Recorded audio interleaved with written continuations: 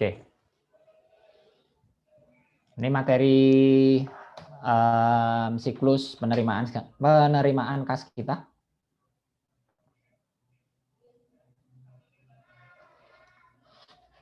Jadi di dalam materi ini, long story short, kita akan berbicara tentang detail dari siklus penerimaan kas yang dimulai dari kegiatan penjualan, ini ya, sampai ke kegiatan penerimaan atau cash collection, penerimaan kas atau penagihan gitu ya. Karena memang asumsinya nanti kita akan mengambil penjualannya ini adalah penjualan kredit gitu. Ini basisnya penjualannya penjualan kredit. Nah, nanti kita akan melihat bagaimana detail dari masing-masing aktivitas yang dilakukan di dalam siklus penerimaan ini. Tapi sebelum ke sana, kita akan coba melihat ini nanti kira-kira cara belajar yang efektif seperti apa gitu. Nah, saya ke bagian kiri dulu, sedikit catatan di kiri ini adalah yang pertama, di revenue cycle ini kita akan bagi menjadi 4 aktivitas utama. Ya, mulai dari sales order entry, tadi kegiatan penjualan, terus kemudian pengiriman, barangnya dikirim, kemudian pengiriman invoice, ya, billing ya, tagihan gitu, terus kemudian ditutup dengan cash collection atau penerimaan kas dari invoice yang sebelumnya sudah dikirim. Nah, ini 4 aktivitas utamanya yang nanti kita akan ulas, terus berikut juga apa tuh namanya subaktivitas. Nanti ini dibagi lagi nih, sales order entry ini dibagi detailnya lagi jadi sub activity. Itu juga nanti dari sub activity ini kita akan juga bahas secara runtut gitu. Nah, tadi saya singgung ini gimana cara belajar siklus-siklus seperti ini. Nah, cara belajarnya adalah kita akan membuat atau kita akan merefer guidance ya, apa tuh namanya, kayak semacam tujuan kita belajar siklus ini terdiri dari 3 hal ini. Yang pertama adalah kita harus tahu proses, ya, harus tahu prosesnya, mulai dari ini tadi, kegiatan sales sampai cash collection itu apa saja, kegiatannya berlangsung seperti apa, bagaimana kaitan antara satu aktivitas dengan aktivitas lainnya. Nah, itu yang tujuan yang pertama, knowing the process. Nah, ini jadi tujuan pembelajaran di siklus ya, artinya biar kita membantu kita belajar ya, berarti kayak semacam ancar-ancarnya gitu, kayak semacam guidance-nya untuk kita tahu parameter kita tuh paham siklus ini seperti apa ya, berarti yang pertama kalian bisa bercerita tentang proses dari siklus itu sendiri. Itu yang pertama. Bagian yang kedua itu diminta untuk paham tentang dokumen yang digunakan dalam siklus. Ada sales order, ada packing slip, ada bill of lading, gitu-gitulah ya, yang ada di kegiatan-kegiatan ini. Ya, ini kan ada sales order, kalau shipping ada bukti pengiriman ya, atau bill of lading, billing ini nanti ada invoice, cash collection ini nanti ada remittance, ada cek, gitu. Nah, ini yang harus juga diketahui apa saja dokumen yang digunakan dan diperlukan untuk apa, termasuk kaitannya dengan dokumen lainnya di aktivitas lainnya. Itu yang bagian kedua. Nah, bagian yang ketiga, kita diminta untuk paham tentang apa ancaman yang muncul di dalam proses, ya. Ini tadi kan kita bicara tentang proses yang di bagian pertama. Apa saja ancaman yang muncul di sana dan bagaimana cara kita mengendalikannya. Alias di bagian ketiga ini kita bicara tentang internal control. Ya. Jadi saya ulang sekali lagi, nanti ketika kita belajar siklus-siklus dalam sistem informasi akuntansi, cara belajar kita atau parameter kita sudah paham tentang siklus ini adalah kita bisa bercerita tentang yang pertama, proses yang terjadi itu seperti apa. Dari awal sampai akhir. Aktivitasnya apa saja, kaitannya antara aktivitas seperti apa. Bagian yang kedua adalah kalian pahami dokumen yang terlibat atau digunakan dalam proses. Apa fungsinya dan kaitan dengan dokumen-dokumen lainnya seperti apa. Yang ketiga, bagaimana pengendalian internal yang diimplementasikan di dalam siklus tadi. Ya. Nah, pertama, kenali ancamannya, dan yang berikutnya diidentifikasi pengendalian yang tepat atas ancaman yang muncul. Nah, itu bagian pertama sebagai fondasi untuk kita belajar revenue cycle. Atau siklus-siklus akuntansi yang lain ya, sama. Nah, kita ke detail materi di revenue cycle. Tadi kita sudah bahas ya, ini dibagi menjadi 4 aktivitas. Pertama, sales order entry, yang pertama. Yang kedua, shipping, pengiriman. Yang ketiga, billing. Dan yang keempat, cash collection. Nah, udah habis. Nah, masing-masing dari aktivitas ini akan didetailkan lagi menjadi sub-sub aktivitas, ya. Sub activity. Kalau di sales order entry, nah ini nanti kita bahas ya. Mulai dari take the customer order sampai respond to customer inquiry. Nah, berikut juga nanti di shipping ada sub activity ya, aktivitas rincian, pick and pack the order dan ship the order. Nah, ada 2. Sedangkan kalau di billing itu kita punya 2 aktivitas ya. Aktivitas pertama adalah pengiriman invoice ke customer, invoicing, dan kemudian updating account receivable. Jadi mengupdate catatan atas piutang kita ketika invoice dari customer sudah dibayar. Ya, ada 2. Terus kemudian yang di cash collection itu kita punya 2 sub aktivitas. Yang pertama adalah memproses pembayaran invoice dan mengupdate rekening atau mengupdate catatan utang dari customer. Yang pertama. Dan yang kedua, kegiatannya adalah deposit payment. Jadi mengirimkan atau melakukan checking terhadap pelunasan invoice yang ada di rekening kita atau rekening perusahaan yang ada di bank. Ini agak-agak outdated ya, agak-agak obsolete yang cash collection, tapi nggak apa-apa, kita nanti sesuaikan dengan konteks hari ini gitu. Karena ya penjualan kan sudah berubah ya, sudah pakai e-commerce dan seterusnya gitu. Mungkin agak sedikit berbeda nanti di cash collection, disesuaikan dengan perkembangan terkini. Nah, itu overview ya, rincian aktivitas yang dilakukan mulai dari aktivitas utama dan aktivitas rinciannya atau sub activity-nya. Nah, itu semua kita bisa gambarkan dalam sebuah diagram konteks. Ini diagram konteks dari revenue cycle, di mana kita bisa lihat di sini revenue cycle ini menjadi sentral, ya, menjadi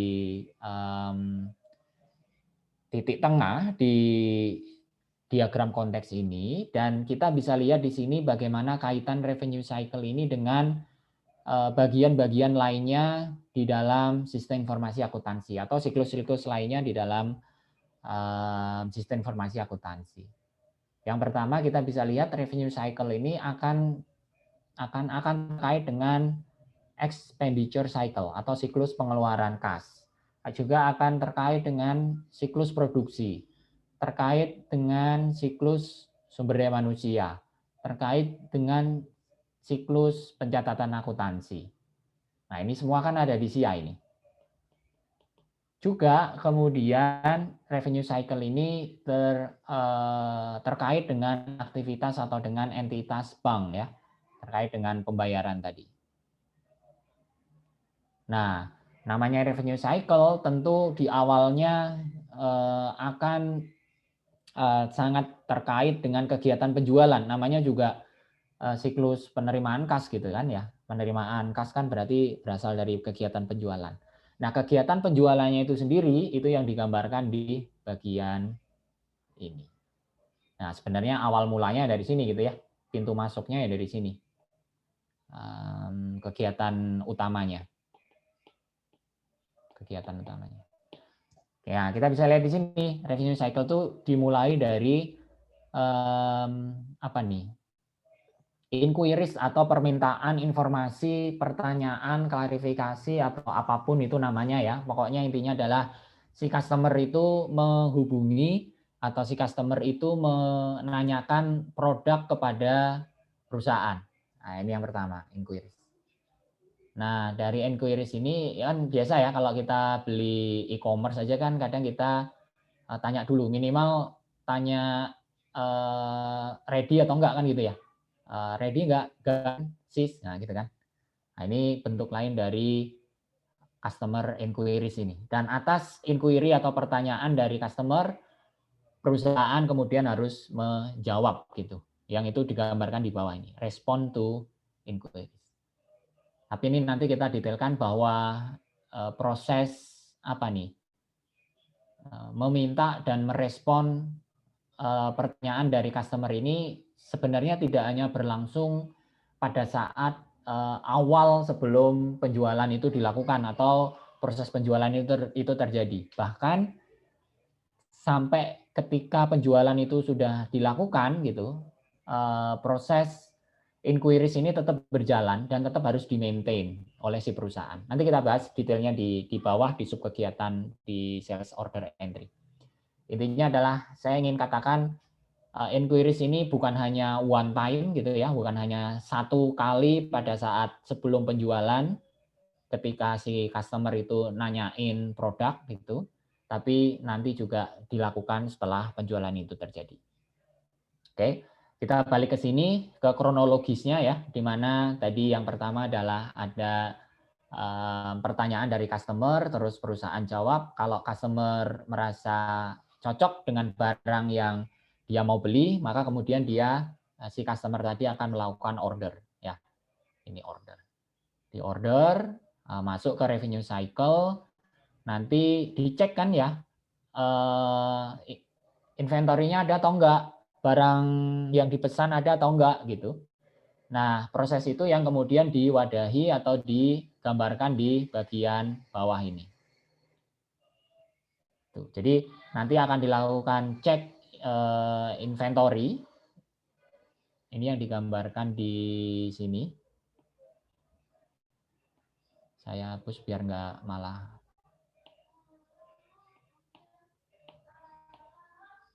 Nah, di sini ya ada checking information about goods available ke dua siklus lainnya, yaitu siklus pengeluaran kas dan siklus produksi. Kalau misalnya perusahaan itu adalah perusahaan yang memproduksi barangnya sendiri, maka kemudian ketika dicek inventory-nya kurang atau inventory-nya apa istilahnya? Ya misalnya dipesan 10 gitu ya, tapi yang tersedia cuma 8, berarti kan kurang 2. Stock out lah ya istilahnya, stock out. Nah, kemudian nanti sama bagian produksi, dia akan menjalankan proses produksi gitu, sehingga yang 2 tadi bisa diproduksi dan kemudian bisa dikirimkan ke customer. Nah, gitu. Tapi kalau misalnya apa tuh namanya? Perusahaan itu bukan perusahaan yang memproduksi barangnya sendiri, tapi dia membeli dari perusahaan lainnya gitu. Jadi dia ini aja perusahaan dagang gitu. Maka akan terhubung ke siklus pengeluaran. Nah, kan artinya kemudian si perusahaan ini membeli barang dari produsen gitu ya, untuk kemudian masuk ke inventory dan dijual ke customer. Gitu. Nah, di sini ada yang disebut tadi, yang pertama ada check availability of inventory. Dan kalau kurang, itu maka di sini masuk ke sebuah kegiatan yang dinamakan dengan back order. Back order ini memproduksi atau membeli barang inventory yang kurang gitu, yang dibeli oleh customer tapi jumlahnya kurang. Nah, itu back order. Jadi di order lagi gitu untuk diadakan lagi. Nah, ini bagian yang bawah ini ya. Nah, misalnya inventory tadi dicek dan inventory itu available, inventory tersedia, maka kemudian barangnya dikirim ya, masuk ke bagian ini. Atas ini, bill of lading. Jadi dikirim oleh JNE atau oleh JNT atau oleh GoSend atau Grab Express ya, oleh carrier di sini. Di carrier ini barangnya dikasih, ini dokumennya ada bill of lading dan packing slip. Nanti kita bahas detailnya di bawah apa dokumen-dokumen ini ya. Kemudian sama si ekspedisi dibawa sampai ke customer dan customer akan menerima barangnya. Nah, berbarengan dengan itu si perusahaan mengirimkan invoice ya, mengirimkan invoice, menagihkan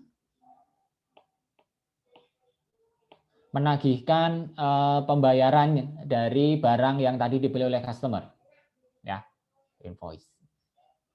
Nah, dari invoice yang diterima oleh customer, setelah dia cocokkan dengan barang yang dia terima, maka dia akan melakukan pembayaran atas tagihan yang dikirimkan atau ada payment. Payment masuk ke revenue cycle. Gitu. Nah, inilah main activity dari revenue cycle. Nah, tadi ada beberapa bagian juga ya. Selain main activity ini ada kegiatan-kegiatan pendukung. Kalau kita lihat ada hubungan antara revenue cycle ini tadi dengan human resource management. Ini kaitannya dengan pembayaran komisi. Ya, karena ya kan dalam kegiatan penjualan itu ada si salesperson ya, ada si marketing, ada si sales gitu. Nah, sales itu biasanya selain ada gaji pokok kan dia dapat komisi dari penjualan. Maka di sini di state secara spesifik ada komisi. Terus kemudian setelah transaksi ini berjalan kan harus dicatat oleh perusahaan dalam laporan keuangan gitu kan ya. Nah, ini yang dilakukan di proses ini. General Ledger and Reporting System. Jadi kegiatan penjualan ini di record, dicatat di jurnal. Gitu. Terus kemudian satu lagi kaitannya dengan bank. Ini tadi ketika ada pembayaran dari customer, itu kan uangnya didepositkan ke bank, ditransfer ke bank gitu ya, ke rekening. Enggak dikelola sendiri oleh si perusahaan, maksudnya begitu. Nah, nanti kemudian dari bank akan mengirimkan rekening koran nih, statement kepada perusahaan. Nah, jadilah sebuah siklus yang kita namakan dengan revenue cycle. Oke, sampai sini dulu. Oke lah ya, masih bisa dipahami, diikutin. Ini logika umum saja sebenarnya tentang siklus penerimaan kas dari sebuah perusahaan. Tapi kalau ada yang mau ditanyakan, silakan.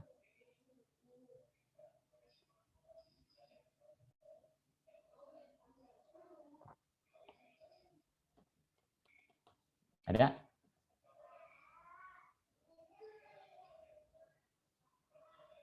Oke. Nah, kalau belum ada, tadi kita ada bahas bahwa di revenue cycle ini kemudian dibagi menjadi 4 aktivitas ya. Dari sales order entry, terus kemudian shipping, terus kemudian billing, dan kemudian cash collection. Nah, 4 aktivitas ini yang kemudian kita detailkan dalam diagram level 0. Nah, diagram level 0-nya ini kita bisa lihat di sampingnya ini. Ya, mulai dari sales order entry, terus kemudian shipping, terus kemudian billing dan cash collection. Nah, kalau kalian lihat sebenarnya yang dilakukan di sini benar-benar adalah pemecahan atau pendetailan ya pendetailan dari ini revenue cycle ini yang dipecah menjadi 4. 1, 2, 3, 4. Artinya semua data source dan destinasinya dan tujuannya ini ya. Sorry, saya tutup dulu. Ini ada data, ada source dan ada destinasi. Ini semua masih sama. Ini customer masih ada customer, bank masih ada bank, expenditure cycle masih ada expenditure cycle ya. Production masih ada production, human resource masih ada human resource. Terus kemudian general ledger masih ada general ledger juga di sini.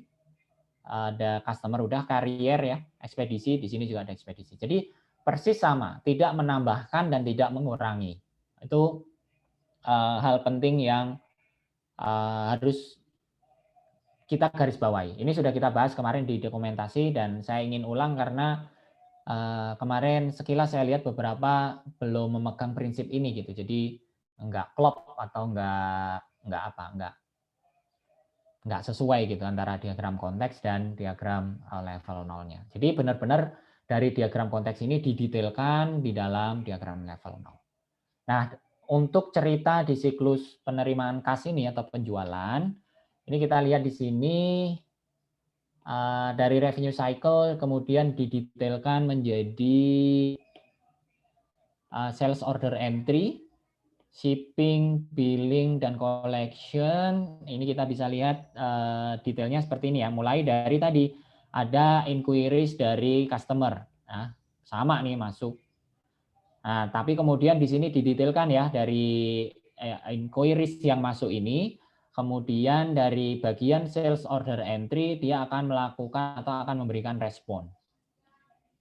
Nah, setelah diberikan respon dan cocok maka order akan diterima dari bagian si customer akan membeli ya, artinya dia mengirimkan order ke perusahaan dan perusahaan akan kemudian memproses order itu dengan ini. Pertama disimpan dalam apa nih namanya dokumen atau di dalam file sales order. Nah, gitu ya. Terus tadi yang dibilang sebagai checking terhadap ketersediaan dari inventory, nah itu yang dilakukan di sini ya. Information about goods available ini dari expenditure cycle maupun dari production cycle. Nah, ini. Nah, belum ke sini tentu kemudian ada proses untuk melihat apakah inventory-nya tersedia. Kalau enggak tersedia maka dia ada proses back order yang di bawah ini. Back order. Nah, kan gitu ya. Nah, katakan kemudian asumsinya adalah barang itu tersedia, maka kemudian sales order ini diteruskan ke bagian shipping nih. Yang garis ini nih, sales order ganti warna ya. Sales order diteruskan ke bagian shipping. Shipping, terus kemudian dikirim melalui ekspedisi, dikasih packing slip sama bill of lading sampai ke customer. Nah, 2.0 selesai. Kemudian rinciannya lagi bill of lading yang diperoleh atau yang diproduce ya, yang dikeluarkan oleh bagian shipping, oleh aktivitas shipping. Nah, bill of lading ini resi pengiriman gitulah ya. Akan masuk ke bagian 3.0 di bagian billing. Nah, di bagian billing juga menerima sales order dari bagian sales order entry tadi yang ini. Ya, ketemu di sini di bagian billing, dicocokin, oke. Nah, terus kemudian ditindaklanjuti dengan pengiriman invoice. Ini invoice. Tuh. Nah, terus kemudian si customer akan membayar invoice-nya ya, payment masuk ke dalam cash collection yang di bawah ini. Dia ngirimin payment, terus di aktivitas cash collection pembayaran dari customer tadi didepositkan, dikirimkan, ditransfer ke bank. Nah, bank kemudian akan memberikan konfirmasi rekening koran, statement kepada aktivitas cash collection. Nah, terus kemudian di sini disimpan dalam cash receipt dan juga disimpan di dalam file customer. Gitu ya.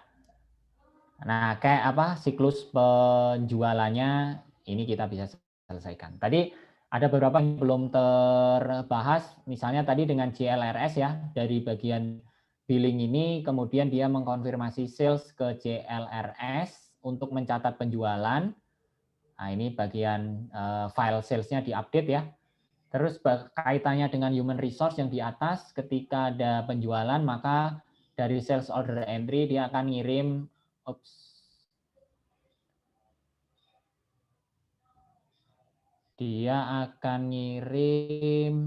apa nih? Laporan komisi ya kepada human resource untuk dicatat berapa komisi yang diterima oleh si sales person. Nah, itu cerita tentang revenue cycle dari sisi aktivitas atau dari level diagram level nolnya. Nah, sebenarnya sih revenue cycle ya ini intinya yang barusan kita omongin.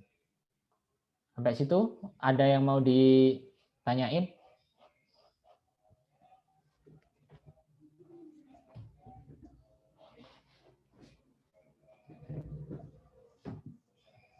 Kalau belum ada, kita lanjut ke detail dari tiap kegiatan ya. Tadi kita mulai dari yang pertama, sales order entry. Di sini ada 4 kegiatan, mulai dari take customer order, jadi menerima order dari customer, terus kemudian melakukan persetujuan terhadap customer kredit, karena memang asumsinya ini adalah penjualannya penjualan kredit ya. Harus di-approve dulu, harus dilihat dulu, dicek dulu apakah limit kreditnya masih memenuhi atau enggak gitu. Terus ada kegiatan cek inventory availability, apakah masih ada inventory atau enggak. Terus ada kegiatan untuk melakukan respon ya, memberikan respon kepada customer tentang pertanyaan yang dia ajukan. Nah, kita bahas satu-satu ya. Kita mulai dari take customer order. Di sini dokumen yang muncul di dalam sub aktivitas ini adalah sales order. Nah, sales order ini dokumen permintaan atau dokumen yang dikirimkan oleh customer kepada kita yang berisi tentang order penjualan gitu ya. Berarti dari sisi dia mengisi barang apa yang diinginkan atau ingin dibeli, ya, itemnya, jenis barangnya, terus kemudian jumlahnya berapa, harganya berapa, dan juga CP ya, condition presiden atau terms of sale. Ada diskon misalnya, ada syarat pengembalian misalnya, retur ya. Semua ini masuk ke dalam terms of sale. Nah, ini yang ada di dalam apa nih namanya? Sales order diproduksi oleh sales order entry. Nah, di bagian text customer order ini, bagian yang menjadi PIC, bagian yang bertanggung jawab adalah bagian marketing, gitu ya. Di sini disebut yang bertanggung jawab adalah Vice President of Marketing, yang akan menghandle kegiatan atau menerima order dari customer juga adalah bagian ini, marketing. Tetapi kemudian seiring dengan pertumbuhan bisnis, seringkali sekarang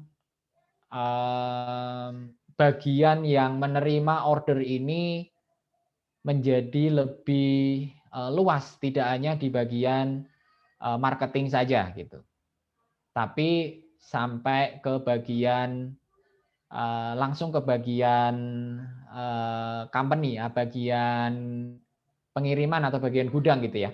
Jadi misalnya kalau kita sekarang membeli membeli lewat e-commerce gitu kan, dari kita langsung bisa menggunakan aplikasi dan langsung bisa diterima atau langsung bisa dilayani oleh perusahaan gitu. Jadi kalau di buku itu disebutnya perkembangannya sudah melalui website gitu ya, website storefront atau websitenya perusahaan. Tapi kalau hari gini udah berkembang ya, bukan cuman lewat web kita sekarang bisa beli barang itu, tapi bisa lewat e-commerce gitu. Nah ini sambil kita update ya, karena SIA ini cukup outdated. Saya nggak tahu apakah SIA-nya ya bukunya yang usang atau perkembangan bisnisnya sedemikian cepat gitu, sehingga kadang-kadang ya udah harus diupdate atau udah nggak terlalu sesuai gitu. Nah intinya adalah di sini take customer order ini kalau dulu yang bertanggung jawab adalah bagian marketing, tapi dengan seiring perkembangan zaman sekarang customer itu kalau di buku dibilang bisa pesen tidak harus lewat marketing tapi langsung ke websitenya perusahaan. Tapi hari ini yang kita bisa temui di lapangan bahkan kita langsung bisa pesan lewat aplikasi e-commerce gitu ya dan langsung dilayani oleh perusahaan. Sekarang misalnya kita ambil contoh di Topet ya, di Tokopedia. Bahkan kita beli mobil aja bisa lewat Topet ya. Bisa beli motor, beli mobil itu bisa lewat Tokopedia gitu. Tidak harus melewati atau tidak harus melalui sales lagi, tidak harus melalui dealer lagi gitu. Atau paling gampang misalnya kita mau beli kalau mobil mungkin terlalu gede contohnya ya. Kita beli misalnya pasta gigi. Kita beli pasta gigi Pepsodent gitu misalnya. Kita bisa langsung beli itu ke Unilever gitu. Kalau dulu kan mungkin kita beli ke toko kelontong samping rumah gitu ya. Atau setelah ada Indomaret, Alfamart, kita beli ke Indomart, Alfamart. Kan nggak kebayang bahwa kita langsung bisa beli satu pasta gigi, sebiji aja pasta gigi, harganya 12.000 gitu ya. Langsung ke Unilever gitu. Nah itu kita bisa lakukan sekarang. Tinggal buka marketplace kesayangan kita masing-masing ya. Kita cari official store-nya Unilever, kita bahkan bisa beli Pepsodent langsung ke Unilever gitu. Nah ini yang terjadi. Jadi sekarang take the customer order itu bukan hanya di bagian marketing, tapi bahkan langsung ke bagian inventory-nya gitu. Nah tapi memang kalau kita mau lihat bagaimana Unilever kemudian melayani retail seperti ini, itu juga menarik gitu ya. Karena ya masa Unilever yang perusahaan segede itu harus nanganin order misalnya Avan misalnya beli satu sabun mandi, satu sikat gigi, satu pasta gigi gitu. Jumlahnya 70.000 katakan gitu. Bayangin nih Unilever melayani retail, melayani seorang Avan yang dia beli sabun sebiji gitu. Beli sampo satu renteng gitu ya. Apa nyebutnya? Renteng ya bener ya. Yang sachet itu. Kan akan jadi tidak ekonomis bagi si Unilever kan ya. Tapi dia nggak harus melakukan itu karena volume retail ini sangat besar gitu. Tapi kalau dia layani satu-satu, dia kemudian habis waktunya atau nggak efisien bagi dia. Maka kalau kita lihat bagaimana proses bisnis yang mereka lakukan, mereka kemudian ada semacam pihak ketiganya lagi gitu ya.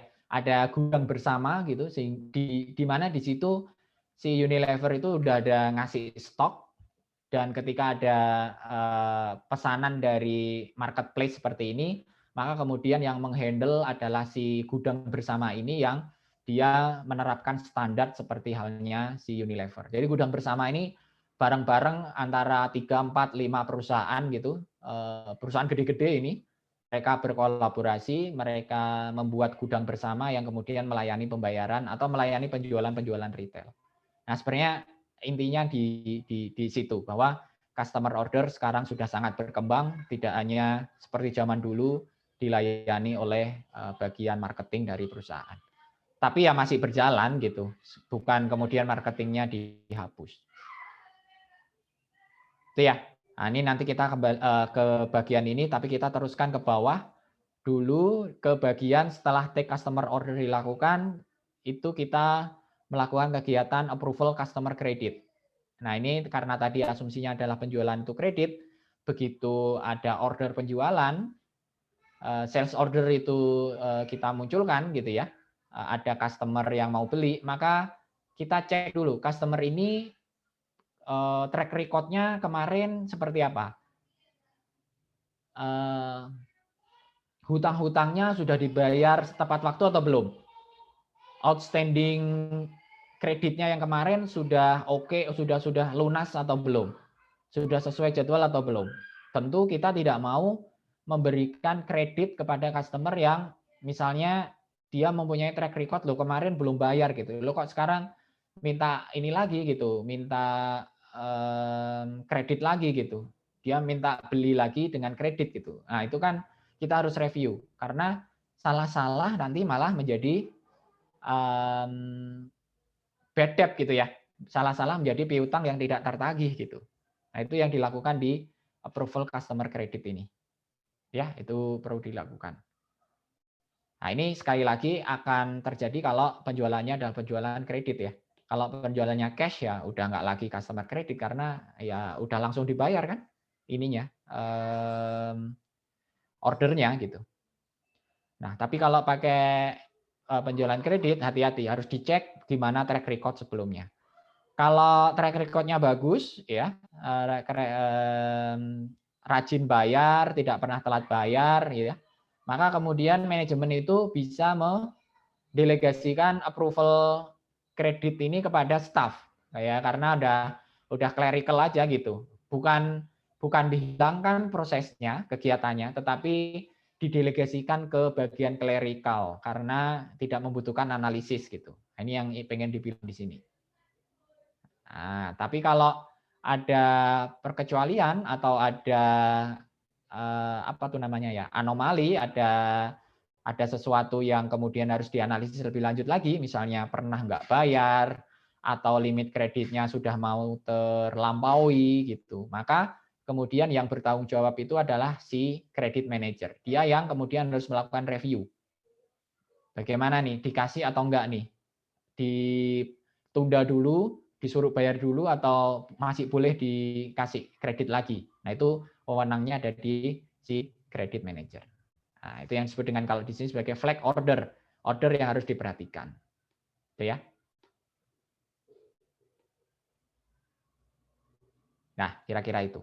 Nah, untuk membantu si manajer kredit dalam menentukan apakah sebuah kredit tadi itu dipenuhi atau tidak, kita nanti bisa menggunakan bantuan atau kita bisa menggunakan tools ya. Toolsnya adalah kita pakai ilmu kita di akuntansi. Jadi memakai aging report ya, account receivable aging report. Jadi dari list aging report ini kita bisa tahu yang sudah jatuh tempo, yang akan jatuh tempo berapa banyak, dari customer mana saja gitu ya. Dan apa nih namanya? List dari customer mana saja yang sudah akan jatuh tempo berikut waktu menuju jatuh temponya gitu. Ini menjadi list, menjadi daftar yang akan dipegang oleh si credit manager untuk menentukan itu tadi approval kredit apakah dikasih atau tidak. Nah, agar efektif tentu approval kredit ini harus dilakukan sebelum barang itu dikirim lah ya. Kalau barang udah dikirim ya cuma mau di approve orang barangnya dikirim. Nah, ini bagian yang kedua di sales order entry approve customer credit. Bagian berikutnya cek inventory availability. Jadi dicek apakah inventory-nya masih ada atau enggak, barangnya masih tersedia atau enggak. Itu yang melakukan checking adalah melakukan pemeriksaan, melakukan konfirmasi ini dari bagian marketing ya, sales people. Terus tadi sudah kita bahas kalau ternyata tidak cukup inventory yang ada, maka harus dilakukan sebuah proses yang namanya back order.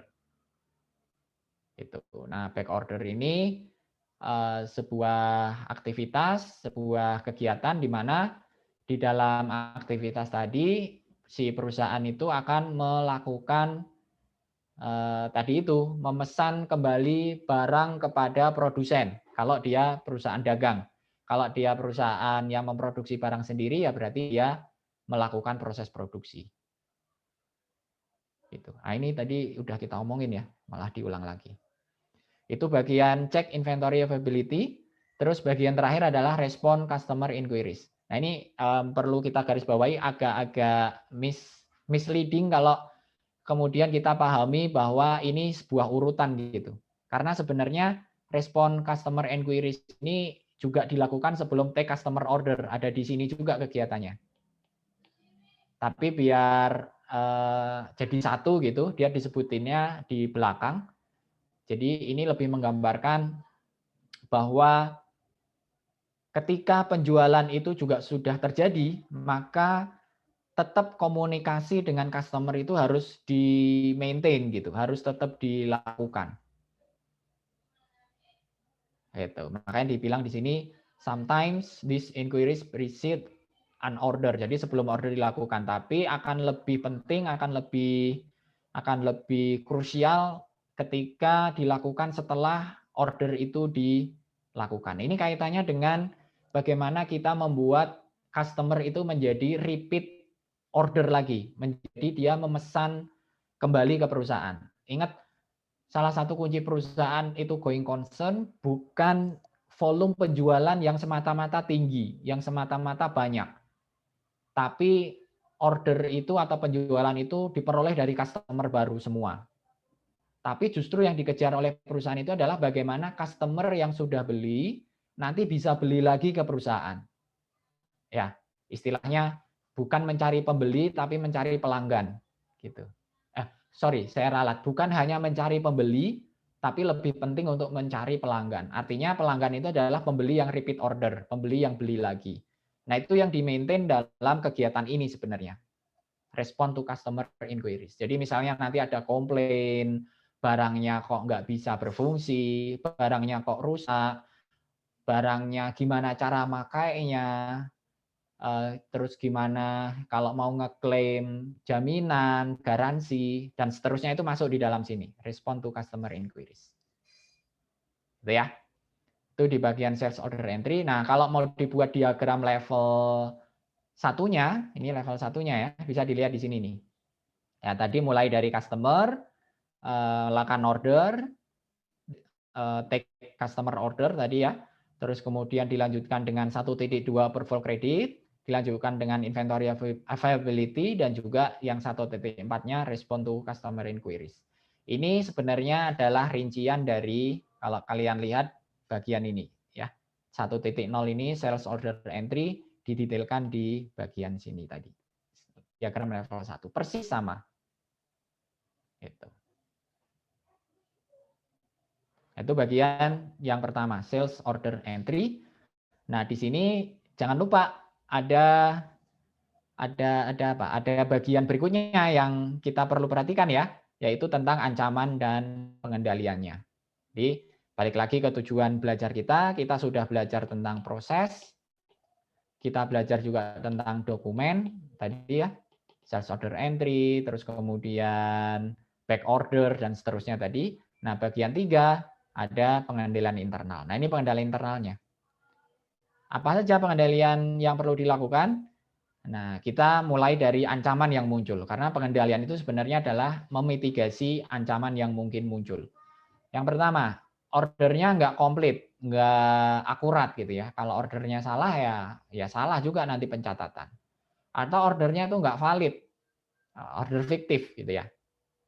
Nah, bisa juga nanti ancamannya adalah uncollectible accounts, jadi piutang tidak tertagih. Bisa juga ancamannya adalah inventory yang ada, barang di gudangnya nggak cukup, stock out. Atau sebaliknya, ekses, berlebihan ya, kelebihan, itu juga ancaman gitu.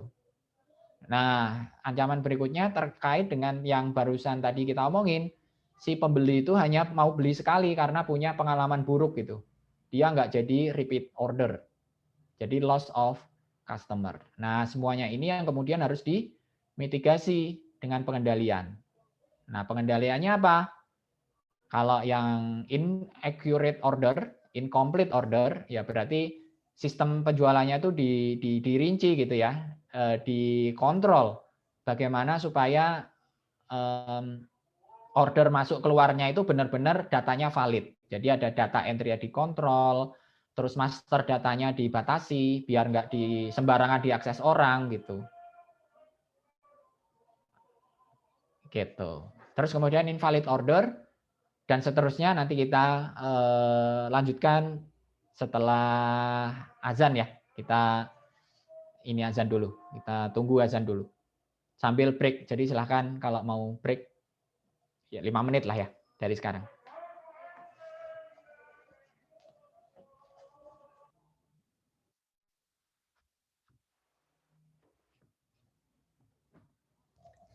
Oke, kita mulai lagi ya. Tadi sampai mana? Data entry dikontrol, oke. Invalid order. Invalid order. Kita pakai e-signature ya. Jadi yakin bahwa order yang disampaikan atau order yang diproduce, yang dibuat itu memang diotorisasi oleh pihak yang berwenang gitu. Uncollectible accounts, tadi kita memakai pendekatan approval credit ya, yang harus dilakukan secara konsisten. Pakai kredit limit, kalau kredit limitnya sudah terlampaui ya jangan dikasih lagi. Terus kita pakai aging report, tadi itu juga bagian dari pengendalian ya. Terus dibuat specific authorization yang tadi kalau ada flag order, maka kemudian yang bertanggung jawab adalah manajer kredit, jangan lagi clerical ya, jangan lagi si staff dan seterusnya. Stock out, excess inventory, ini kita pakai RFID, physical inventory counts, yang perpetual inventory system, intinya adalah biar kita selalu bisa memonitor jumlah inventory yang ada di gudang agar jangan terlalu sedikit sehingga nanti stock out dan juga jangan terlalu banyak nanti excess inventory. Ini dua-duanya nggak bagus bagi perusahaan gitu. Ini ada satu istilah yang baru di sini RFID. Sudah ada yang pernah dengar RFID? Sudah, Pak. Sudah ya. Kalau kita contoh gampangnya kalau kita ke mall ya, terus kita ngambil barang, misalnya ngambil baju gitu, ke department store gitu, misalnya ke mana, Sentro ya, kalau di Bintaro Exchange, tapi sekarang udah tutup Sentronya. Ketika kita keluar ke kasir, itu kalau kita belum bayar kan langsung ada alarm bunyi ya, itu karena ada RFID, ada alat yang ditempel di misalnya di celana atau di baju gitu ya, yang kalau melewati gate itu kemudian dia akan bunyi gitu, dia akan membunyikan alarm. Nah itu RFID itu alat yang ketika dia melampaui atau dia di luar parameter yang disetting akan memberikan semacam alarm gitu. Nah ini diterapkan di gudang. Jadi setiap mutasi atau setiap barang itu diambil dari gudang, ketika melalui pintu keluarnya gitu misalnya, maka otomatis stok atau otomatis catatan daftar yang ada di gudang, ya, jumlah barang yang di gudang itu otomatis akan terupdate gitu. Jadi nggak usah lagi dihitung manual, pokoknya setiap barang diambil, maka kemudian daftar atau list master dari inventory itu langsung terupdate. Itu akan sangat memudahkan. Dulu zaman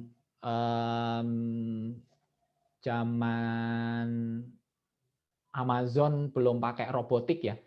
Kalau sekarang kan marketplace terbesar itu kan Alibaba dan Amazon ya. Di kita ya sekarang baru marketplace, baru e-commerce gitu. Nah, gudangnya itu gede dan di mana-mana. Untuk menghitung inventory atau untuk melakukan checking inventory, Kalau sekarang mereka pakai robot gitu, kalau dulu mereka pakai RFID ini. Jadi ini memang teknologi yang sebenarnya nggak baru-baru juga gitu, udah agak lama. Jadi ketika barang itu keluar dari gate-gate tertentu, maka kemudian otomatis akan nyambung ke webnya mereka, memberitahu bahwa stok barangnya tinggal berapa gitu. Itu teknologi RFID. Terus satu lagi yang tadi loss of customer. Nah ini penting ya, ini penting karena ketika tidak bisa di-maintain komunikasi dengan si customer, maka customer itu tidak akan beli lagi gitu. Dan kemudian ya perusahaan ya sulit berkembang karena nggak dapat repeat order tadi. Bagaimana kemudian harus dikendalikan? Nah ini dengan Customer Relation Management System ya, CRM ini Customer Relation Management System. Jadi intinya CRM system ini sebuah sistem informasi yang terintegrasi. Bagaimana caranya menghandle, memanage ya, mengelola komunikasi dengan customer. Saya kasih contoh misalnya kalau di Tokopedia itu sekarang kan ada customer service yang dia itu gabungan antara bot dengan orang asli. Bukan setengah bot, setengah orang asli, tapi ada beberapa bagian yang itu masih dihandle oleh bot. Terus ada masalah-masalah tertentu yang kemudian customer service asli yang harus muncul gitu.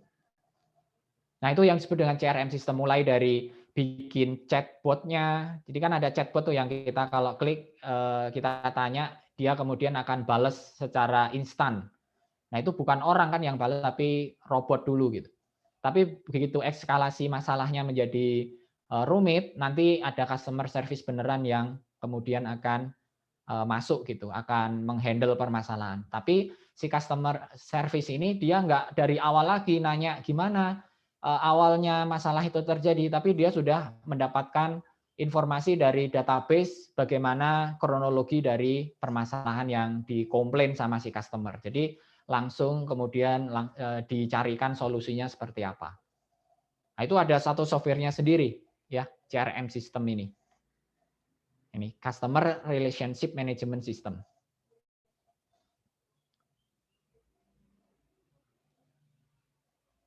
Nah, itu yang pertama ya.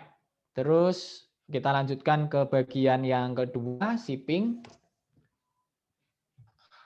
Di shipping ini kegiatannya adalah mengambil barang dan kemudian packing ya, packing apa? Membungkus, mempersiapkan barang supaya siap dikirim gitu. Nah, ini kegiatan pertama dan yang berikutnya diteruskan tentu dengan pengiriman barang. Pick and pack order ini di sini akan memunculkan satu dokumen yang namanya picking ticket. Ya, picking ticket ini dikeluarkan oleh aktivitas sales order entry ini yang dia itu men-trigger atau menjadi otorisasi bagi si bagian pengiriman untuk mengambil barang dan melakukan packing barang, mengepak barang. Ya. Nah, itu picking ticket. Jadi dari sales order yang sudah diotorisasi oleh sales order entry, kemudian dikeluarkan picking ticket ini masuk ke bagian pengiriman untuk kemudian jadi otorisasi bagian pengiriman untuk memilih barang, mengambil barang dari gudang dan melakukan packing. Nah, setelah siap diambil, dibungkus, di packing, kemudian barang dikirim. Barang dikirim, nah ini berarti kita tadi pakai carrier ya, pakai ekspedisi. Nah, apa yang kemudian dilakukan dalam pengiriman ini? Nah, yang dilakukan di dalam pengiriman ini adalah nanti bagian gudang itu akan memproduksi atau akan mengeluarkan yang disebut dengan packing slip. Dan juga akan mengeluarkan atau akan menghasilkan bill of lading. Jadi yang hijau-hijau ini dia artinya ada dokumentasi di situ. Ini dokumen nih, packing slip, dokumen, bill of lading, dokumen. Nah, packing slip itu apa? Packing slip itu adalah dokumen yang dikeluarkan oleh bagian gudang ditempel di barang yang akan dikirim, intinya di situ ditulis kuantitas, sebelum kuantitas barang yang dikirim, ya, barang yang dikirim itu apa, deskripsi barang yang dikirim dan jumlah barang yang dikirim, ya. Ini kalau kalian sering all shopan, online shopan, kalau kita beli dari e-commerce kan ditempel gitu ya, ininya apa tuh semacam secari kertas, selembar kertas gitu, di situ ada nama kita ya, pembeli, alamat, terus kemudian barang yang dikirim jumlahnya berapa, kan gitu ya. Terus kemudian ada kayak semacam asuransi segala macam begitu. Nah, itulah packing slip. Itu yang dikeluarkan oleh bagian gudang, ditempel ke barang yang kemudian barang itu dikirim. Terus satu lagi dokumentasi di shipping ini adalah bill of lading. Bill of lading ini sederhananya adalah resi pengiriman ya, resi pengiriman. Nah, sebenarnya resi pengiriman itu atau bill of lading ini itu kesepakatan kita dalam artian perusahaan ya, sebagai pengirim barang kepada si ekspedisi yang mengatur tanggung jawab pengiriman barang. Jadi tanggung jawabnya kewajibannya si perusahaan apa? Misalnya dia di-pack dengan benar, dibungkus dengan benar, terus tidak mengirimkan barang yang dilarang. Kan kalau ada baterai segala macam kan nggak boleh dikirim lewat JNE udara gitu ya. Itu harus di-state, harus di-declare ya, harus di-declare. Terus nanti bagian ekspedisi dia bertanggung jawab selama proses pengiriman, dia harus memastikan barangnya nggak rusak gitu ya, dikirim tepat waktu gitu. Terus dia kemudian ngecharge ongkos kirim tertentu sesuai dengan layanan yang dia berikan. Nah, itu semua kan ada di resi pengiriman itu. Resi pengiriman ya. Nah, ini yang disebut dengan bill of lading. Di situ merupakan sebenarnya adalah kontrak antara si pengirim barang perusahaan dengan si ekspedisi. Itu yang kemudian juga dilampirkan dalam pengiriman. Kan kalau kita masih kirim pakai JNE kan ada ya resi pengirimannya. Kalau online shop sih udah nggak dikasih resi karena udah include dalam sistem di online shop yang muncul di packing slip ini. Jadi udah dianggap jadi satu di sini. Nah, itu pick and pack. Terus kemudian tadi kita udah belajar prosesnya dan dokumennya. Kemudian berikutnya adalah ancamannya. Ancamannya di sini ada beberapa. Yang pertama, kita mengirim barang yang perusahaan nih, artinya mengirim barang yang salah ya, wrong items or the wrong quantity. Barangnya salah, bukan yang dipesan oleh customer, juga bisa jadi jumlah yang dipesan juga jumlah yang dikirim juga beda gitu ya dengan jumlah yang dipesan. Nah, ini di mitigasinya dengan tadi pakai RFID ya. Jadi rinciannya itu kita bisa dapatkan atau kita bisa kontrol gitu bahwa barang yang dipesan itu memang benar itu itemnya, jenisnya, juga kuantitasnya.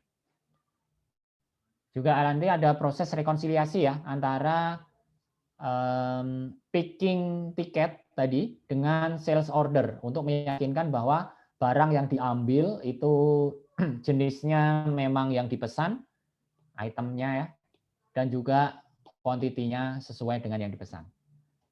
Nah, itu picking the wrong items or the wrong quantity.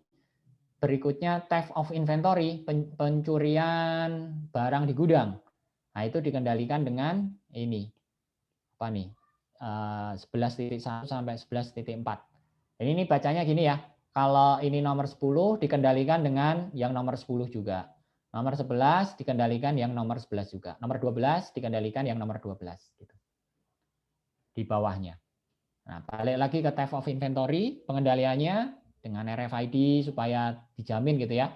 Atau barangnya gudangnya dijaga jangan terbuka gitu ya. Jangan dibiarkan aksesnya terbuka, bisa dimasukin oleh semua atau oleh orang banyak gitu. Jadi ada restriksi, diamanin lah. Ada fingerprint segala macam dijaga satpam dan seterusnya, ada CCTV. Nah, itu bagian dari apa nih namanya? kontrol untuk memitigasi ancaman dari kehilangan barang inventory. Berikutnya shipping error. Shipping error ini salah kirim gitu ya, salah kirim, nyasar, atau enggak tepat waktu, enggak sesuai dengan waktu yang dijanjikan. Nah, itu semua ancaman yang ada di pengiriman dan bisa dikendalikan dengan yang ya di bawahnya ini. Barangkali satu yang baru di sini kita pakai ERP system ya.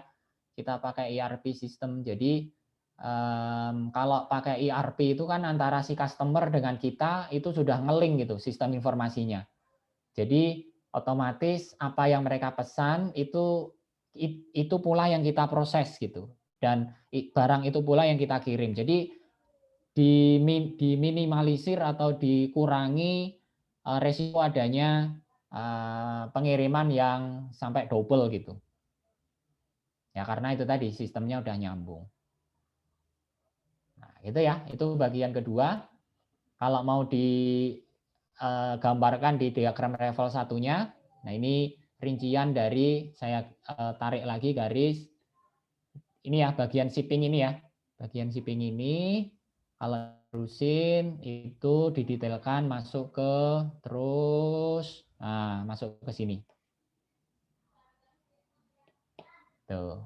Mulai dari ada sales order entry ke pick and pack tadi, memilih barang dan mengepak barang. Di sini triggernya adalah picking ticket. Terus kemudian barangnya dipilih dan kemudian dipak, dibungkus, masuk ke bagian shipping goods. Sini ya.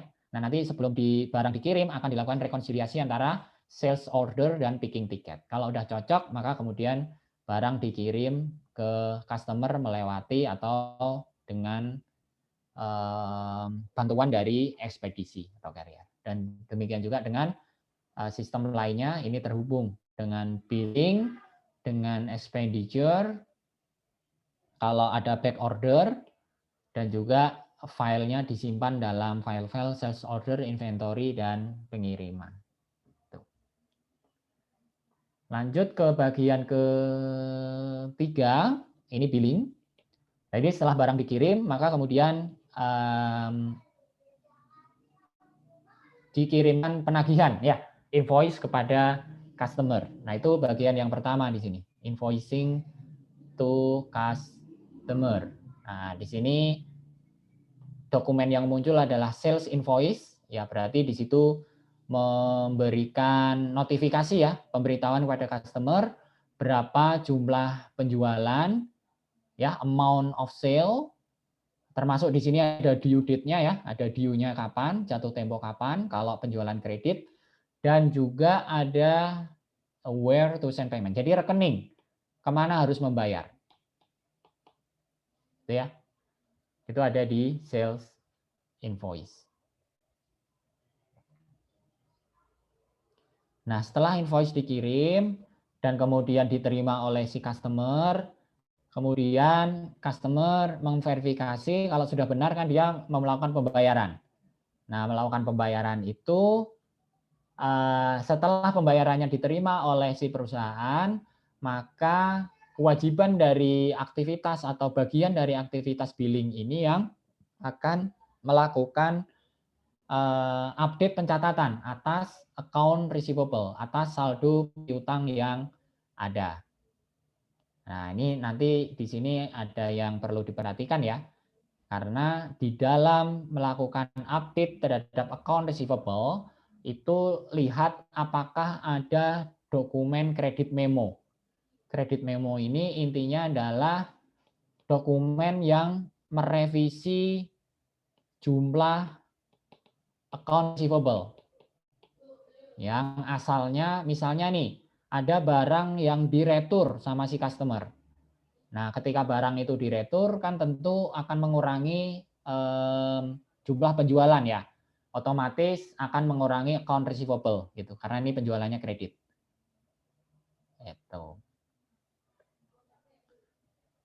Jadi return of items or allowance granted for damaged goods. Bisa juga misalnya barangnya dikembaliin nih. Ya, habis baterainya, sebentar sambil dicas. Bisa juga barangnya itu dikembalikan gitu ya, nggak jadi dibeli, di retur sepenuhnya gitu. Nah, berarti kan account receivable-nya harus dihapus ya, di write off. Nah, ini juga dasarnya adalah kredit memo. Nah, makanya nanti kalau sudah dikirim invoice, terus kemudian ternyata ada retur, ya ini sebenarnya harus ini dulu, harus di-update dulu nih invoice-nya. Itu. Atau kalau invoice itu kalau invoice-nya belum dikirim, ya berarti nantinya invoice yang akan dikirim sudah memasukkan adanya pengurangan gitu yang muncul dari kredit memo yang dikeluarkan. Itu. Nah, kredit memo ini di-approve oleh credit manager ya, yang mengotorisasi bagian billing untuk melakukan pengurangan dari saldo piutang. Tuh. Hati-hati di situ. Terus berikutnya di bagian billing ini kita mengenal juga dua sistem invoice. Ya, dua sistem invoice atau dua sistem penagihan. Yang pertama, sistem penagihannya adalah menggunakan open invoice. Sederhananya, open invoice itu invoice dikirimkan per penjualan atau per tanggal penjualan, begitu ya. Dan kemudian si customer diminta untuk melunasi per invoice yang dikeluarkan. Jadi setiap penjualan kan keluar invoice. Nah, setiap keluar invoice langsung dikirimkan ke customer.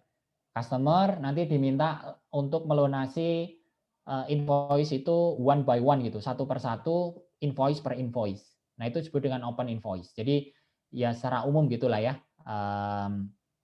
Apa tuh namanya? Penagihan secara biasa gitu.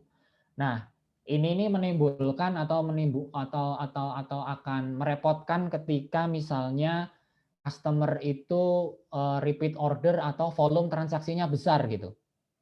Jadi misalnya ada satu pelanggan yang utama gitu, dia mungkin ribuan transaksinya dengan perusahaan kita. Kalau kita memakai open invoice, itu otomatis juga invoice yang kita kirimkan ya ribuan juga sejumlah transaksi penjualan yang dilakukan. Nah, itu akan sangat ribet gitu. Nah, itu yang diatasi dengan yang kedua, yaitu bagian atau sistem balance forward method atau balance forward invoice, di mana intinya di balance forward itu invoice itu nggak dikirimin satu demi satu, tapi dia dikumpulkan dalam satu batch tertentu, dalam satu periode tertentu. Bulanan kah, 2 mingguan kah, semingguan kah, atau berapa lama sesuai dengan kesepakatan dengan si customer. Nah, itu yang disebut dengan balance forward. Yang kedua. Nah, ini tentu harus disesuaikan ya. Perusahaan belum tentu cocok pakai open invoice, belum juga tentu cocok dengan balance forward. Jadi dilihat situasi atau kebutuhan dari perusahaan. Intinya sih, ya kalau invoice yang pakai open invoice, yang satu-satu tadi, tentu ketika transaksi dengan si customer itu nggak banyak, maka dia kan akan memberikan manfaat ya, memberikan benefit, karena pengendaliannya kan akan lebih gampang gitu. Di trackingnya itu atau akan dimonitornya lebih gampang karena satu-satu gitu. Udah bayar atau belum kan tinggal dilihat nih, invoice-nya udah dikirim atau belum. Kalau yang sudah dikirim nanti tinggal dilihat juga sudah dibayar atau belum. Bisa dilihat satu-satu gitu. Ya, sangat mendukung pengendalian sebenarnya.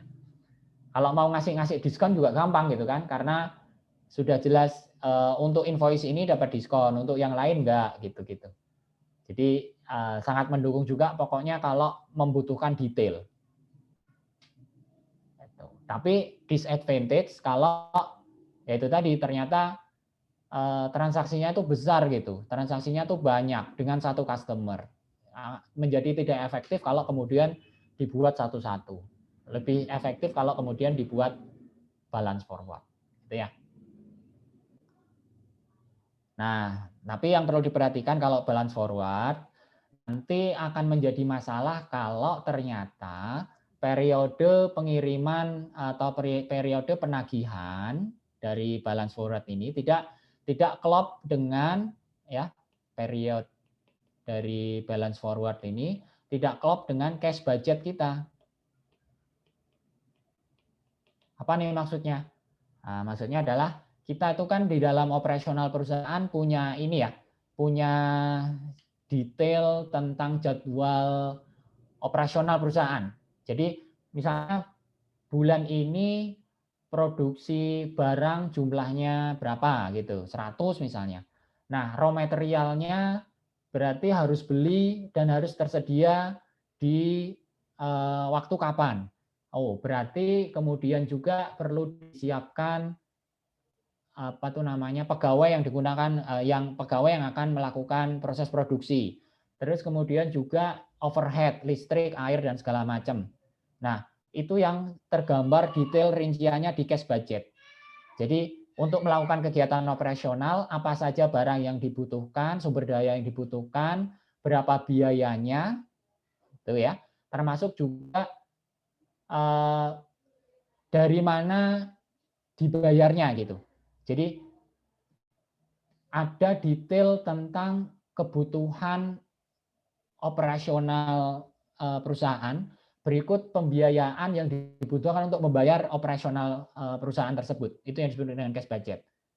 Nah, akan menjadi masalah kalau periode, balik lagi ke invoicing ini, periode dari invoicing ini tidak klop dengan perencanaan cash budget. Artinya kita udah melakukan schedule ya, menyusun schedule produksi butuh misalnya bulan ini 10 juta. Nah, kita kan harus membayar atau kita harus mencari pembiayaan untuk membayar 10 juta ini. Nah, pembiayaan ini kan harusnya muncul dari pelunasan customer kan gitu.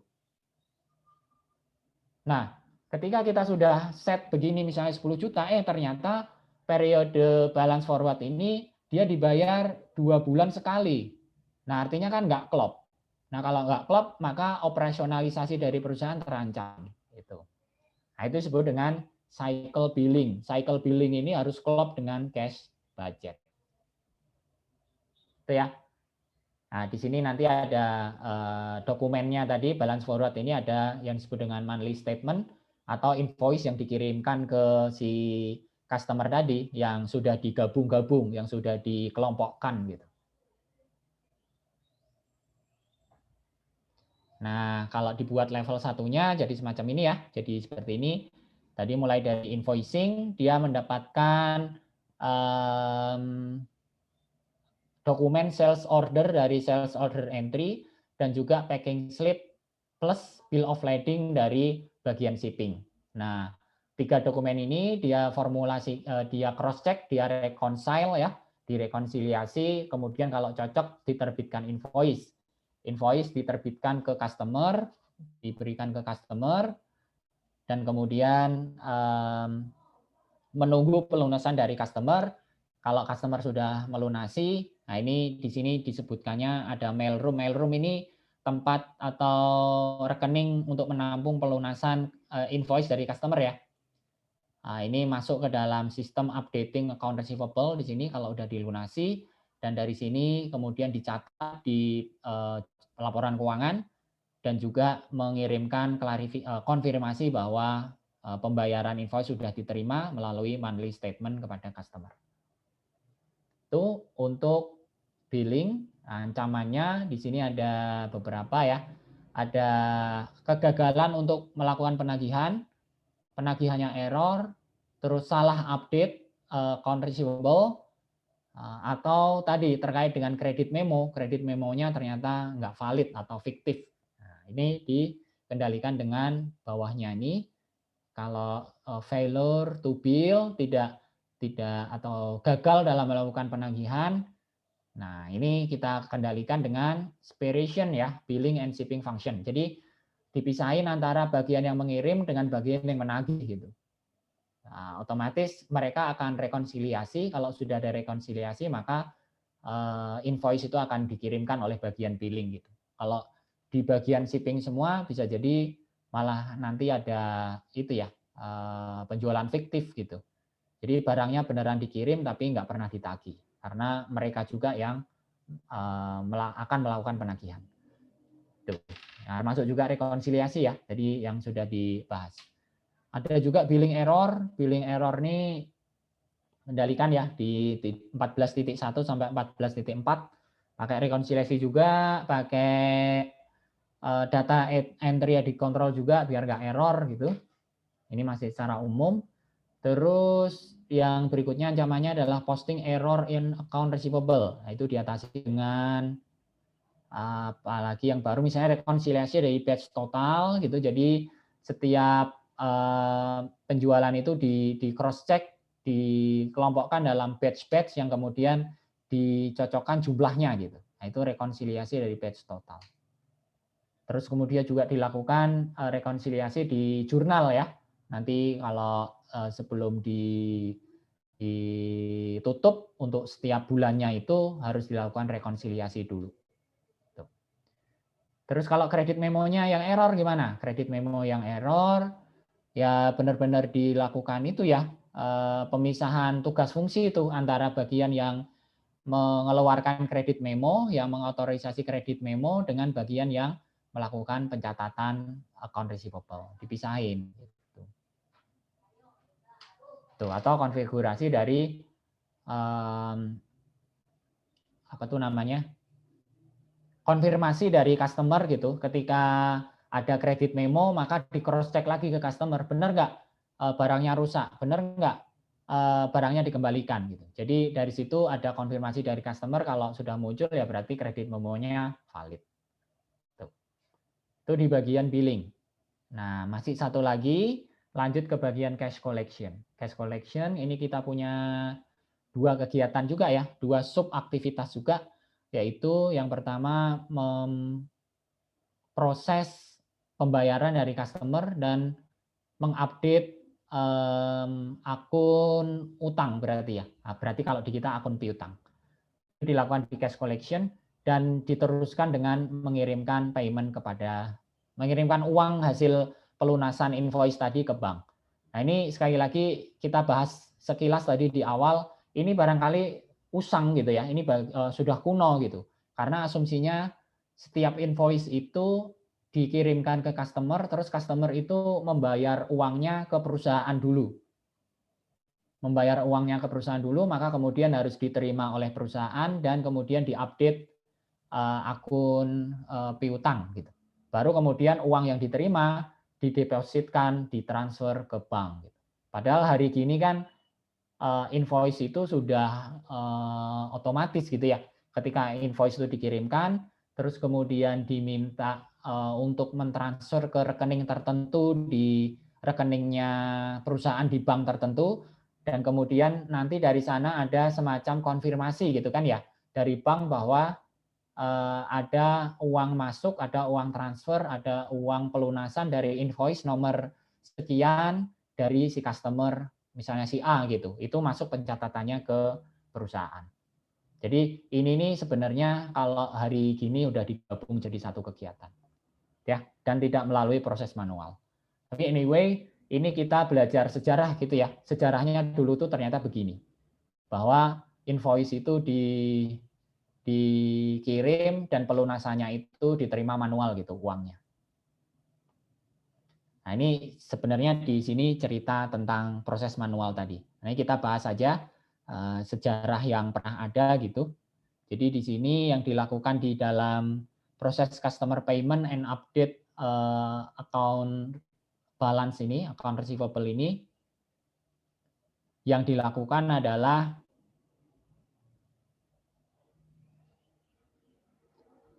metode yang pertama, jadi invoice itu dikirimkan 2 rangkap, ya, 2 copies.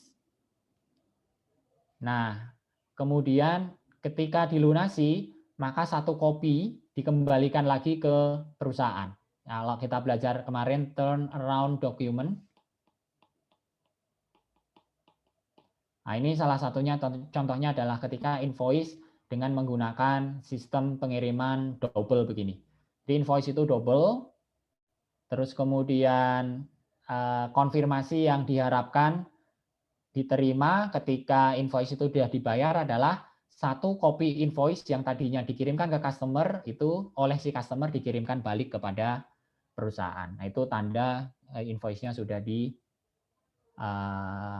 gitu oleh si perusahaan. Itu satu metode.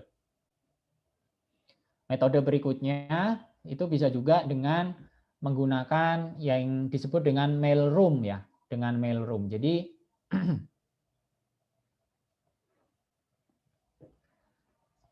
invoice yang sudah dibayar oleh si customer itu di list terlebih dulu oleh si mailroom personel ini.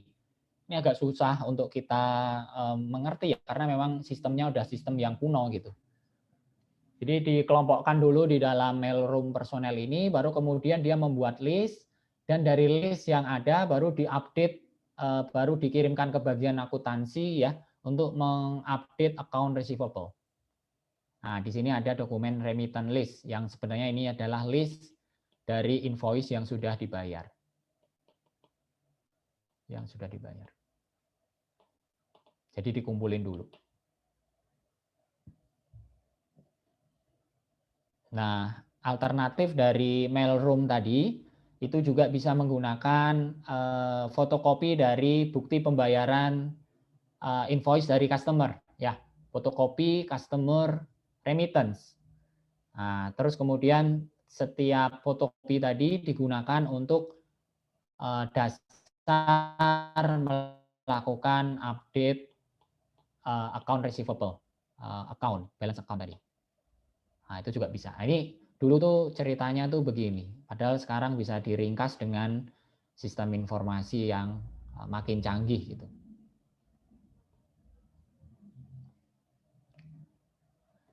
Nah, setelah diterima tadi ya, apa tuh namanya, pelunasan, kemudian uangnya diterima oleh kasir, dan kemudian oleh kasir dia bawa ke bank untuk didepositkan ke bank, dimasukkan ke rekening bank, rekening perusahaan di bank.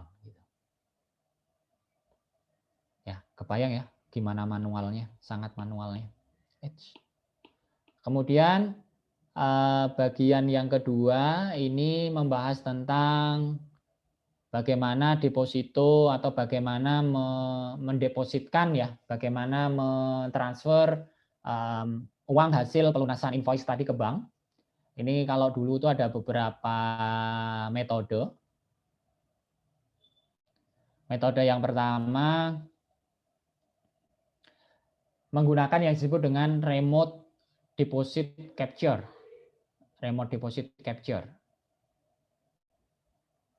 Jadi remote deposit capture ini perusahaan setelah dia menerima pembayaran dari customer itu, terus si perusahaan itu akan melakukan scanning ya, melakukan scan dari dokumen pembayaran si customer tadi, dan kemudian akan ditembuskan ke bank, akan dikirimkan ke bank sebagai bukti konfirmasi bahwa nanti ada customer yang akan bukan yang akan. Nah, ini nanti ada customer yang membayar invoice dengan nomor tertentu gitu ya, sebagai klarifikasi dari bank. Jadi ini dibalik. Biasanya kan bank yang akan ngasih konfirmasi gitu bahwa sudah ada pelunasan atau sudah ada transfer dari customer gitu. Nah, ini dibalik. Justru ini dari perusahaan yang dia mengkonfirmasi, oh ini nanti invoice nomor sekian sekian sekian akan dilunasi oleh si customer gitu, akan masuk ke customer. Nah, itu remote deposit capture. Berikutnya pakai logbook arrangement. Logbook arrangement ini kayak semacam apa ya? Kalau dulu PO Box ya. Nah, ini kayak semacam satu tempat atau satu rekening begitu. Jadi di electronic logbook ini semua update dari rekening perusahaan ketika ada pembayaran invoice dan segala macam, itu kemudian akan diteruskan atau akan langsung dikonfirmasikan ke perusahaan.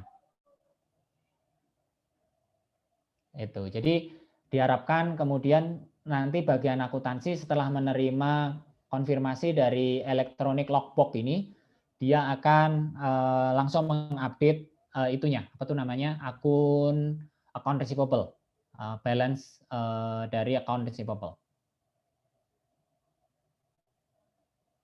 Opsi berikutnya bisa pakai EFT, Electronic Fund Transfer.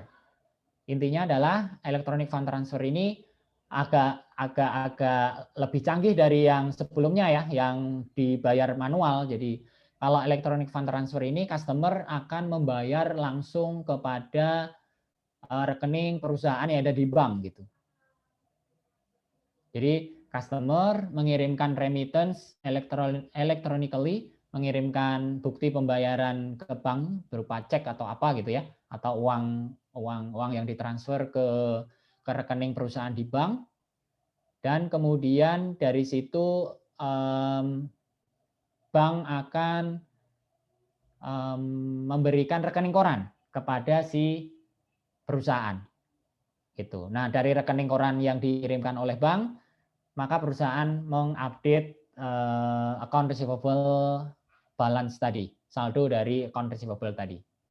Nah, kalau electronic fund transfer ini menimbulkan sedikit keribetan gitu, karena kalau transaksinya banyak, maka memilah-milah ini mana yang sudah ditransfer kan akan rumit. Karena sudah gabung jadi satu, masuk ke dalam rekening perusahaan yang ada di bank gitu. Nah, ini yang kemudian diatasi dengan yang disebut dengan Financial Electronic Data Interchange atau FEDI. Nah, intinya bedanya dengan EFT yang di atas, kalau di Financial Electronic Data Interchange, itu ketika si customer mengirimkan atau mentransfer melunasi invoice ke bank gitu ya, maka otomatis juga dokumen invoice yang ada di apa tuh namanya, yang ada di sistemnya si customer tadi setelah dikirimkan oleh si perusahaan tentunya ya, itu mengkonfirmasi bahwa invoice itu sudah dibayar. Artinya di sini antara perusahaan dengan customer dengan bank itu sudah terkait gitu, satu dengan yang lain sistemnya. Jadi begitu si customer bayar ke bank, transfer, maka otomatis dia akan mengklarifikasi, memberikan konfirmasi ke perusahaan bahwa sudah dibayar gitu. Nah, nanti otomatis dari bank juga mengkonfirmasi, mengklarifikasi bahwa sudah dibayar. Jadi ini kemudian akan sangat membantu pencatatan. Kalau ini sih masih berjalan ya, terutama di perusahaan-perusahaan yang menerapkan ERP. Jadi otomatisasi itu berjalan dan membantu proses itu tadi, pencatatan akuntansi. Nah, tapi kalau pakai ERP ini kan perusahaan yang logikanya atau asumsinya perusahaan itu kan gede gitu ya, kompleks, melibatkan resources yang banyak sekali gitu. Nah, kalau hari kini bahkan sistem seperti ini sudah kita gunakan atau sudah kita sederhanakan bahkan ke transaksi yang retail gitu. Seperti misalnya kalau hari ini kan kita pakai virtual account ya. Virtual account. Virtual account itu sebenarnya bentuk retail dari FEDI ini. Nah, kita beli apa di Tokopedia gitu ya, terus menggunakan pembayaran dengan virtual account bank. Nah, otomatis virtual account itu udah ngelink ke kita itu sebagai customer, ngelink juga ke si seller, si perusahaan yang jual, dan juga ngelink ke bank, ya kan? Maka ketika kita sebagai customer melakukan pelunasan, mentransfer ke virtual account tertentu itu, maka otomatis si seller ini akan dapat notifikasi, rekeningnya akan berarti dikredit ya, bertambah. Bank juga otomatis akan mendapatkan atau akan menerima transfer kita gitu. Jadi otomatisasi ini sekarang sudah sedemikian canggih sampai ke level penjualan retail gitu, bukan cuman penjualan yang melibatkan perusahaan besar saja dengan ERP. Itu ya, itu yang bagian cash collection. Apa nih ancaman dan pengendaliannya? Nah, ancamannya ada 2 nih di sini ya setidaknya. Ya sebenarnya nggak dibatasi di 2 aja, sebenarnya banyak nih. Yang pertama di sini ada pencurian kas karena tadi ya nerima duit secara cash gitu. Dan yang kedua ancamannya ada cash flow problem. Nah ini tadi yang barusan kita diskusikan di mana antara apa tadi billing cycle ya dengan cash budget itu tidak sinkron, itu menimbulkan cash flow problem. Pencurian kita bahas satu-satu dulu. Pencurian kas gimana menghandle-nya atau memitigasinya? Ya hati-hatilah ya kalau duit itu memang bisa membuat orang khilaf kan gitu ya. Harus dipisah nih segregation of duties-nya. Jangan digabung-gabung antara yang menerima pelunasan dengan yang melakukan deposit, yang melakukan konfirmasi itu dipisah gitu. Jadi nanti mereka akan saling melakukan rekonsiliasi. Terus kalau bisa terapkan sistem yang menggunakan atau yang terotomatisasi dengan sistem bank gitu. Itu juga otomatis kan uangnya langsung ditransfer ke bank ya, nggak diterima secara cash gitu. Nah gitu-gitulah pengendaliannya. Terus kalau cash flow problem yang ini tadi, ini lebih krusial ya bagi perusahaan. Bahkan sekarang juga valid gitu untuk kita perhatikan. Jangan sampai kita jualan itu banyak dalam bentuk account receivable, bukan dalam bentuk penjualan tunai gitu. Dan kemudian penjualan account receivable ini kita tidak maintain billing collection-nya. Kita tidak maintain penagihannya sehingga seolah-olah penjualan kita itu banyak, tapi kita tidak punya arus kas yang baik untuk menjalankan operasional perusahaan. Nah, itu yang kemudian diatasi dengan misalnya tadi dengan cash flow budget gitu ya, untuk melakukan kontrol berapa uang yang dibutuhkan untuk kegiatan operasional, berapa uang yang harus didapatkan dari penagihan. Nah, ini harus jalan nih, cash flow-nya harus nyambung, arus kasnya harus berputar gitu sehingga operasional perusahaan tidak terganggu. Nah, biar orang tuh terpacu untuk melunasi kreditnya ya boleh diberikan diskon, kemudahan-kemudahan tertentu gitu ya, loyalty program gitu-gitu itu boleh dilakukan. Itu juga bagian dari memitigasi cash flow problem. Itu secara keseluruhan pembahasan kita tentang revenue cycle yang intinya itu tadi kita memotret bagaimana siklus transaksi mulai dari penjualan barang sampai kemudian penagihan. Oke, dari sini ada yang mau didiskusikan?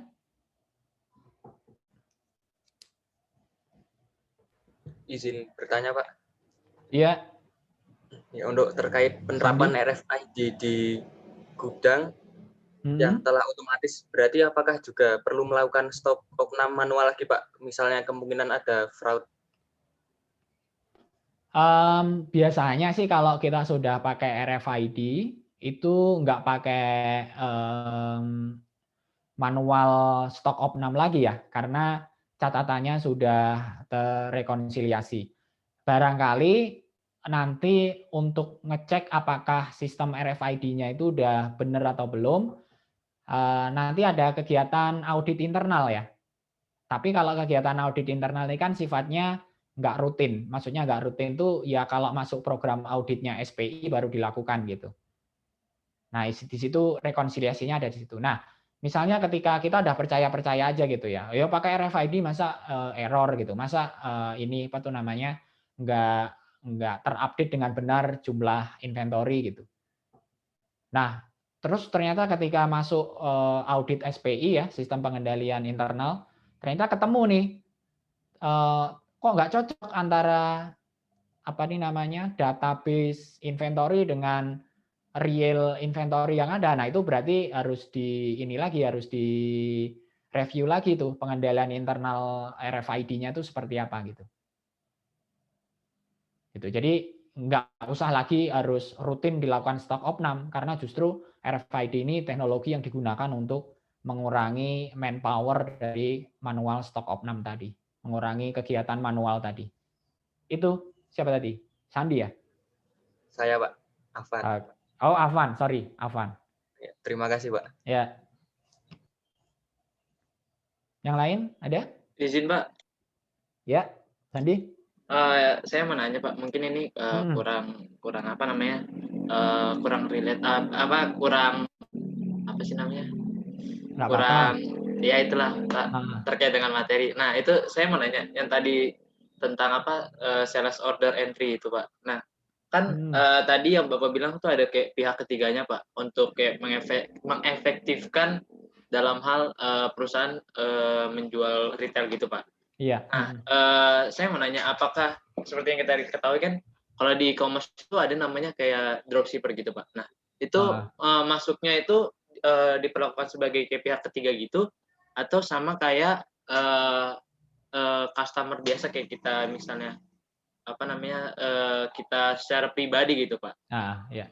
Nah, terus satu lagi saya sih interest ini kan kita belajarnya tentang kayak akuntansi revenue cycle-nya tentang akuntansi perusahaan barang gitu, Pak. Nah, kalau misalnya untuk yang revenue cycle akuntansi perusahaan jasa itu apakah sama kayak terdapat 4 aktivitas ini, atau kayak ada yang dieliminasi dari 4 ini, atau ada aktivitas lainnya gitu, Pak, di luar perusahaan dagang. Terima kasih, Pak. Ya.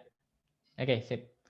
Yang pertama tentang dropshipper. Dropshipper itu apakah bagian dari kegiatan penjualan ini atau dia itu bagian dari internal kegiatan penjualan gitu ya, atau dia itu dianggapnya sebagai ya customer gitu, bahwa dia menjual lagi barang yang dia beli, yaitu sudah hal yang berbeda. Nah, dropshipper itu sebenarnya di luar konteks ini, dia itu sebenarnya ya di sini sih. Sebentar. Dropshipper itu ya kita anggap sebagai customer gitu. Bahwa dia kemudian menjual lagi ke customer lainnya, ya ini sudah proses yang berbeda. Karena dropshipper itu kan dia akan melunasi, dia akan membayar, dia akan membayar barang yang dia beli dulu gitu. Baru kemudian dia jual lagi ke customer lainnya. Bukan seperti yang tadi, yang gudang bersamanya Unilever tadi. Kalau gudang bersama Unilever tuh masih di dalam bagian sini nih, dari bagian revenue cycle sini. Gitu. Dia memang pihak ketiga, tapi pihak ketiganya dikontrol oleh si Unilever-nya gitu. Dikontrol oleh perusahaannya.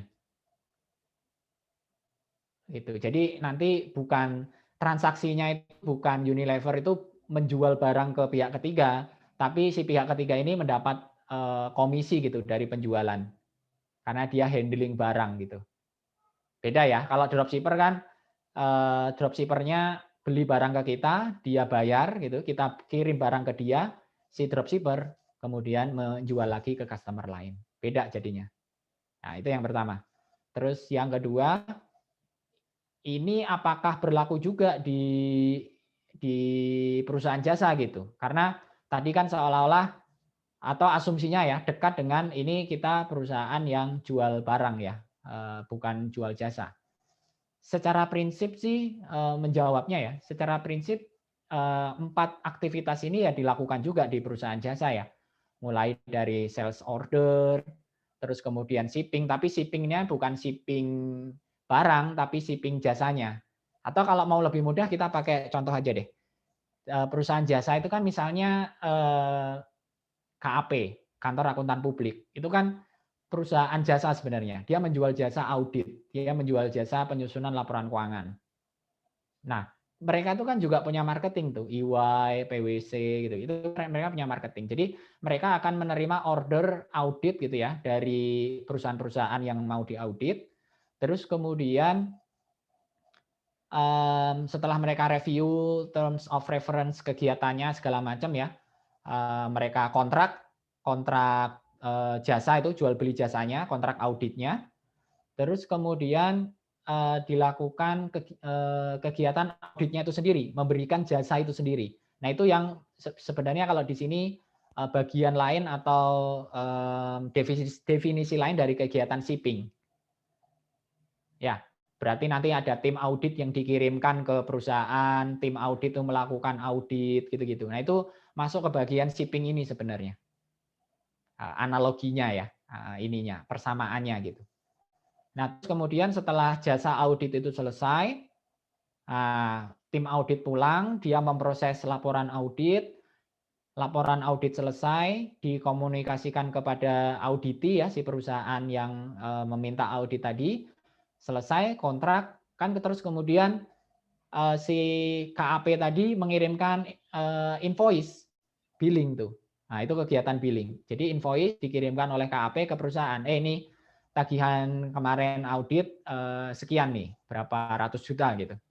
Nah, dari situ kemudian si perusahaan tadi ya melunasi invoice atau tagihan dari si KAP gitu ya. Nah, itu masuk ke dalam cash collection. Jadi secara prinsip sih sama. Tapi barangkali ada beberapa sub-kegiatan yang nggak relevan, misalnya melakukan approval customer credit. Nah, itu kan nggak dilakukan ya di perusahaan jasa seperti tadi KAP. Itu. Tapi di perusahaan jasa lainnya, misalnya di firma hukum ya, di law firm, misalnya ada customer nih, ya sudah kontrak begitu ya, tetapi tagihan atas jasa konsultasi hukumnya udah banyak nih, kemarin belum dilunasi gitu. Nah, itu juga valid kalau kemudian dilihat, loh, ini yang kemarin kan udah banyak tagihan belum dilunasi, ini kok minta lagi gitu. Dalam hal ini minta jasa konsultasi hukum gitu ya. Nah, itu juga bisa dilakukan gitu.